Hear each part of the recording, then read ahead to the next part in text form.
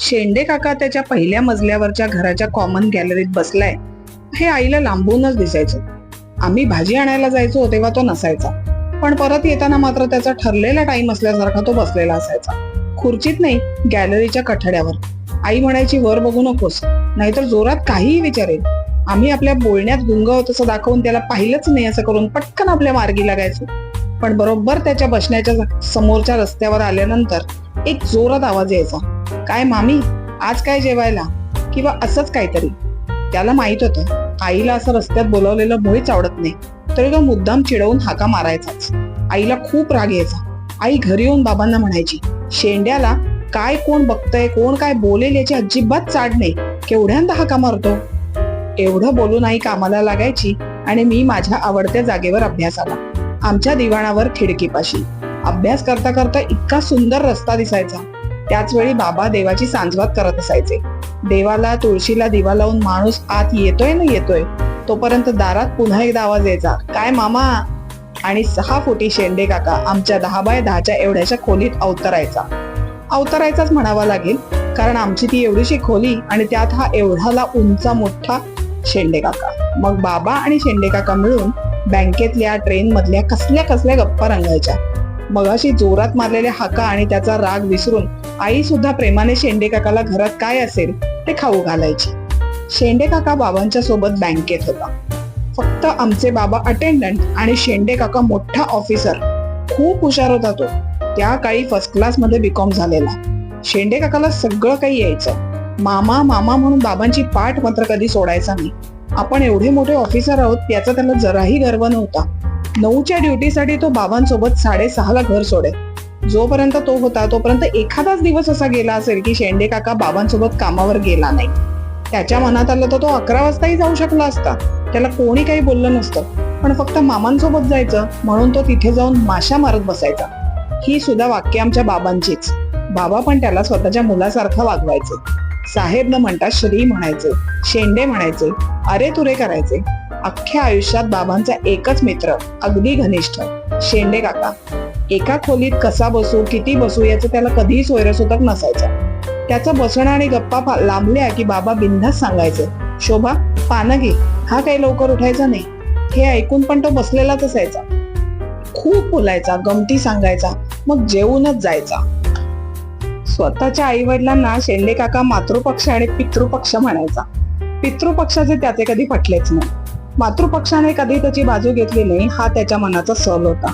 खूप शिव्या द्यायचा वडिलांना. आई म्हणायची, असं का बोलता वडिलांना? तर म्हणायचा, मामी तुला नाही माहिती, तू आणि मामा खूप साधे आहात. शेंडे काकाने त्याच्या बीकॉमच्या परीक्षेच्या वेळी वापरलेलं पॅड मी 5वीत असताना अचानक मला आणून दिलं. म्हणाला, घे वापर, हे लकी आहे. त्यानंतर मी बीकॉम होईपर्यंत तेच वापरलं आणि कदाचित लकच म्हणावं लागेल, फर्स्ट क्लास कधी सुटलाच नाही. शेंडे काकाचे आणि बाबांचे पूर्वजन्माचे लागेबांधे असावेत. बाबांना जरा काही झालं की तो धावत यायचा. आई कितीही चिडली तरी आईचा खूप मोठा मानसिक आधार होता तो. बाबा एवढे चिडके होते, पण शेंडे काका काही बोलला तर त्याला कधी उलटून बोलायचं नाही.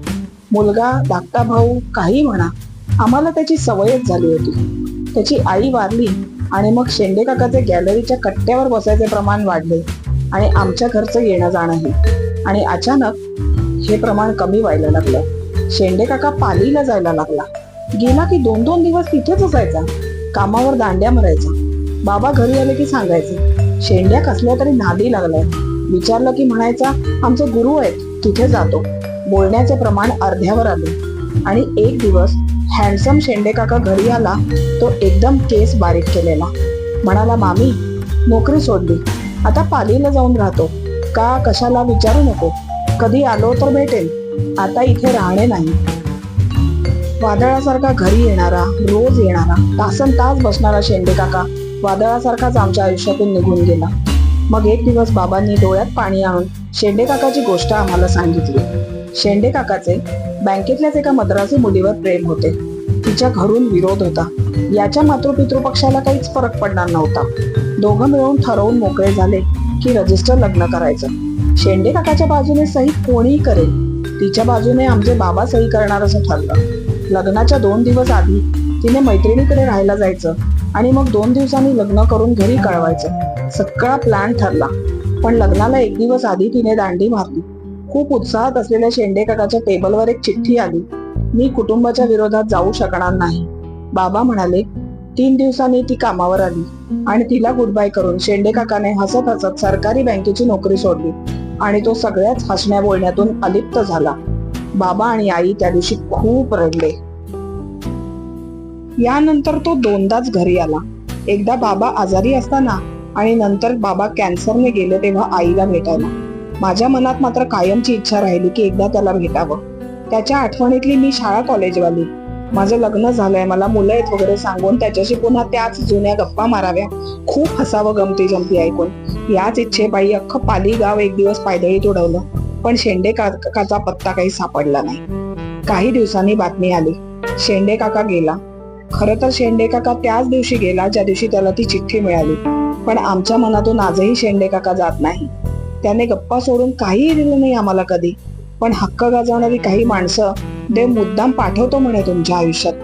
कोणीतरी आपलं असतं जगराहाटीमध्ये सगळ्या त्रासात, ज्याच्याशी आपण काहीही बोलू शकतो. आणि हीच माणसं जेव्हा अबोल होऊन निघून जातात तेव्हा लागलेली चुटपुट कधीच कमी होत नाही. अजूनही त्याचं घर जिथे होतं तिथे आता बिल्डिंग सुद्धा नाही, पण तरीही नजर जाते. भास होतो कठड्यावर लुंगी घालून चढून बसलेल्या शेंडे काकाचा आणि कानावर एक जोरात हाक येते, काय मामी